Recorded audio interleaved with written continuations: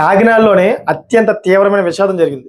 నిజంగాను ఇది ఆంధ్రప్రదేశ్‌లోని ప్రజలందరూ కూడా తీవ్ర షాక్ గురయ్యారు. ఇదేంటిది? ఆ వ్యక్తిని చంపేయడం ఏంటి? ఆ వ్యక్తిని చంపేస్తే మాకెటువంటి భద్రత ఉంటదనే విధంగా అయితే తీవ్రంగా ఆలోచనలో పడ్డారు. నిజంగా దుండగులు ఎంత దారుణానికి ఒడిగట్టారంటే, నిజంగా ఆంధ్రప్రదేశ్‌లో సీఎం గారి గానించి మొత్తం పోలీస్ వ్యవస్థ అంతా కూడా తీవ్రమైన కోపంలో ఉన్నారు. వాళ్ళకి దొరికితే మాత్రం కఠినమైన శిక్షలు మాత్రం విధిస్తారు. 100% అంత సీరియస్‌గా ఉన్నారన్నమాట మ్యాటర్. ఇప్పుడు నేను చెప్పబోయే ఈ విషయం తెలుసుకున్న తర్వాత మీరు కూడా సీరియస్ అవుతారు. మీరు కూడా భయభ్రాంతులకు గురవుతారన్నమాట. అటువంటి విషాదం జరిగింది కాకినాడలో. అసలు ఏం జరిగిందనే విషయాలు నేను క్లియర్ కట్‌గా చెప్తాను. ఒక క్లారిటీ వచ్చేస్తది. అసలు ఏం జరిగిందంటే కాకినాడలోని నడుచుకుంటాను ఒక కానిస్టేబుల్ ఎళ్తా ఉన్నాడన్నమాట. సడెన్‌గా దుండగులు వచ్చి అతని మీద అటాక్ చేశారు. అటాక్ చేసి గొంతు కోసేసి అత్యంత దారుణంగా చంపేసి అక్కడి నుంచి పరారైపోయారన్నమాట. సో, అది చూసిన స్థానికులందరూ కూడా అడ్డుకుందాం అనుకున్నా గాని అక్కడ ఇటువంటి పరిస్థితి రాలా. ఎందుకంటే అప్పటికే ఎస్కేప్ అయిపోయారు అందరూ కూడా. సో, స్థానికులందరూ చూసి అది డెడ్ బాడీ అంతా కూడాను పోలీసులు అందరికి ఇన్ఫార్మ్ చేశారు. డెడ్ బాడీ వచ్చేదంతా హ్యాండ్ ఓవర్ చేసుకున్నారు. అసలు ఏ విధంగా జరిగింది అనే విధంగా అయితే అనే కోణంలో అయితే పోలీసులందరూ కూడాను దాన్ని ఎంక్వైరీ చేస్తా ఉన్నారు. సో, ప్రధానంగా మనం మాట్లాడుకోవాల్సిన విషయం ఏంటంటే, ఇప్పుడు మన ఆంధ్రప్రదేశ్ ఎంత శాంతియుతంగా ఉంటుందో మీ అందరికి తెలిసిందే. ఒకసారి మన భారతదేశంలో రాష్ట్రాలన్నిటితో పోల్చుకోండి ఒకసారి. ఏదైతే రాష్ట్రాలు ఉన్నాయో ఆ రాష్ట్రాలన్నిటితో పోల్చుకోండి. మన ఆంధ్రప్రదేశ్ చాలా శాంతియుతంగా ఉంటుంది.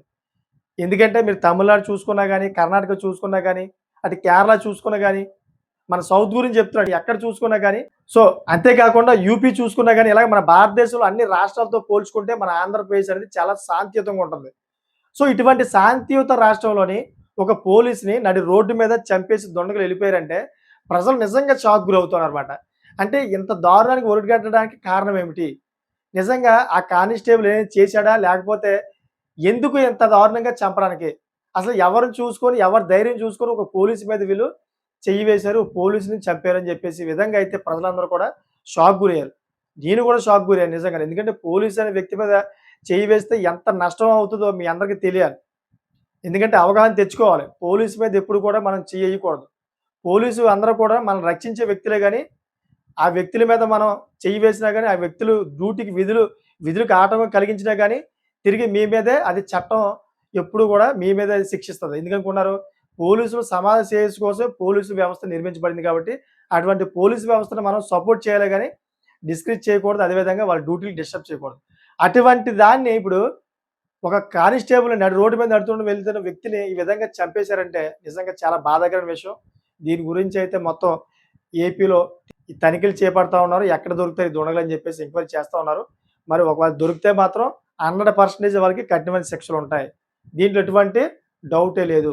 దయచేసి ప్రజలందరూ కూడా గమనించవలసిన విషయం ఏంటంటే, చట్టం మీద అవగాహన తెచ్చుకోండి. చట్టం మీద అవగాహన తెచ్చుకునే పక్షంలో ఇటువంటి దారుణాలు జరుగుతాయి.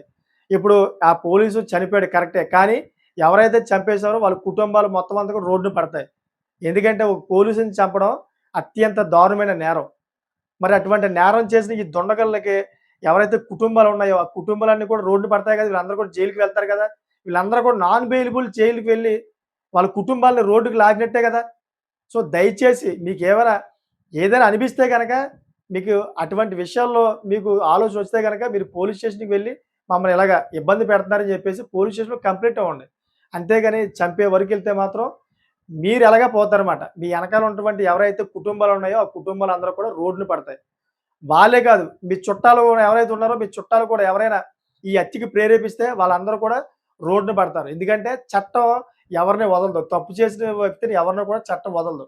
కోర్టు వాళ్ళని అత్యంత కిరాతకంగా అయితే శిక్షిస్తది. ఎందుకంటే పోలీస్ వ్యవస్థ అనేది మన సమాజాన్ని కాపాడే వ్యవస్థ కాబట్టి అటువంటి వ్యవస్థ మీద ఎవరు చెయ్యి వేసినా గాని ఎవరిని ఊరుకోదన్నమాట. ఎవరిని కూడా విడిచిపెట్టదు కోర్టు.